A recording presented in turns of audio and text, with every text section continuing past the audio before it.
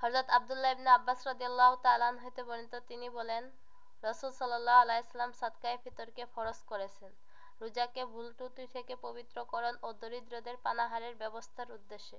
সুতরাং যে ব্যক্তি ঈদের নামাজের আগেই সাদকায়ে ফিতর আদায় করবে তার ফিতরা মাকবুল হিসেবে গণ্য হবে, এবং যে ব্যক্তি ঈদের নামাজের পর আদায় করবে তার ফিতরা সাধারণ সাদকা হিসেবে গণ্য হবে। হুজুর সাল্লাল্লাহু আলাইহি ওয়াসাল্লাম আরও ইরশাদ করেন, ওই দিন ভিক্ষুকদের ভিক্ষা চাওয়া থেকে মুক্ত করে দাও। সাদকায়ে ফিতর ওয়াজিব হওয়া মাত্রই তা আদায় করতে হবে, নাকি পরে করলে চলবে? এ ব্যাপারে বাহরুর রায়েক কিতাবে উল্লেখ করা হয়েছে, সাদকায়ে ফিতর ওয়াজিব হওয়ার সঙ্গে সঙ্গেই তা আদায় করা উত্তম। ঈদের দিনের পূর্বে সাদকায়ে ফিতর দেওয়া বৈধ। রাসূল সাল্লাল্লাহু আলাইহি ওয়াসাল্লামের জামানায় সাহাবায়ে কেরাম ঈদের দিনের আগেই সাদকায়ে ফিতর আদায় করে দিতেন। যেসব মুসলমানের এই পরিমাণ সম্পদ রয়েছে কিন্তু প্রয়োজনীয় তৈজসপত্রের অতিরিক্ত সম্পদ রয়েছে যার মূল্য এই পরিমাণ হয় যে তার উপর যাকাত ওয়াজিব হবে, তাহলে তার উপর ঈদের দিন সাদকা দেওয়া ওয়াজিব, চাই সে সম্পদ ব্যবসায়ের সম্পদ হোক বা না হোক, এবং পূর্ণ ১ বছর অতিবাহিত হোক বা না হোক।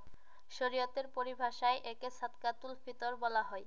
যে ব্যক্তি কোনো কারণবশত রোজা রাখতে পারেনি তার উপরও সাদকায়ে ফিতর ওয়াজিব।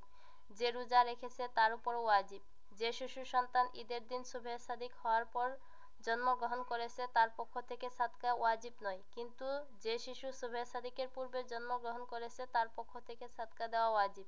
সাদকায়ে ফিতরের পরিমাণ। সাদকায়ে ফিতরের পরিমাণ হচ্ছে অর্ধ-সা গম, আটা অথবা গমের ছাতু, আর খেজুর, কিশমিশ অথবা জব দিতে চাইলে পূর্ণ ১ সা দিতে হবে। গম, আটা অথবা গমের ছাতু দিলে জনপ্রতি আমাদের দেশে প্রচলিত মাপ অনুযায়ী ৮০ তোলার ১ সের ১২.৫ ছটাক দিতে হবে, তবে ২ সের অথবা নির্ধারিত পরিমাণ থেকে কিছু বেশি দেওয়া ভালো। বেশি দেওয়ার কোনো ক্ষতি নেই। জব, কিশমিশ অথবা খেজুর দিলে গম ইত্যাদির দ্বিগুণ অর্থাৎ ৩.৫ সের দিতে হবে।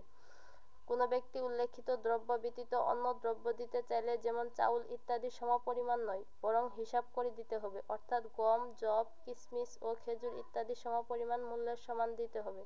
চাউলকে গমের উপর কিয়াস করে গমের সমপরিমাণ চাউল দুরস্ত হবে না, কেননা ফিকহার কিতাবে বলা হয়েছে হাদিসে যেসব জিনিস দেওয়ার কথা বর্ণিত আছে সেসবের মূল্য দিতে হবে।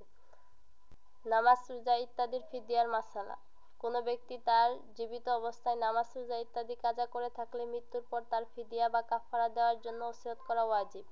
যে ব্যক্তি ওসিয়ত করেছে যে এই পরিমাণ সম্পদ রেখে গেছে সে সম্পদের ১/৩ অংশের দ্বারা সমস্ত ওসিয়ত পূর্ণ হতে পারে, তাহলে অংশীদারদের উপর এই ওসিয়ত পূর্ণ করা অবশ্যই কর্তব্য। যদি তাতে অবহেলা করে অথবা মৃত ব্যক্তির সম্পদ থাকা সত্ত্বেও তার নামাজ, রোজা ইত্যাদির ফিদিয়াকে কৌশলগতভাবে তালবাহানার মাধ্যমে পরস্পরের মাধ্যমে বণ্টন করে নেয় তাহলে সকলেই গুনাহগার হবে।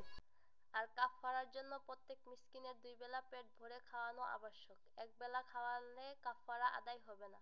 যাদেরকে ১ বেলা খাওয়ানো হয়েছে তাদেরকেই ২য় বেলা খাওয়ানো ওয়াজিব, একই দিনে হোক বা অন্য দিনে হোক। উল্লেখিত নিয়মাবলী ওই অবস্থায় কার্যকর হবে যখন মৃত ব্যক্তি ওসিয়ত করে যাবেন এবং ওসিয়ত পরিমাণ সম্পদ রেখে যাবেন। আর যদি ওসিয়ত না করে থাকেন এবং সম্পদ ওসিয়ত অনুযায়ী যথেষ্ট না হয় তাহলে অংশীদারদের উপর ফরজ এবং ওয়াজিব আদায় করা জরুরি নয়, তবে তারা যদি স্বেচ্ছায় সহানুভূতি প্রদর্শন করেন তাহলে তাতে যথেষ্ট সওয়াব আছে।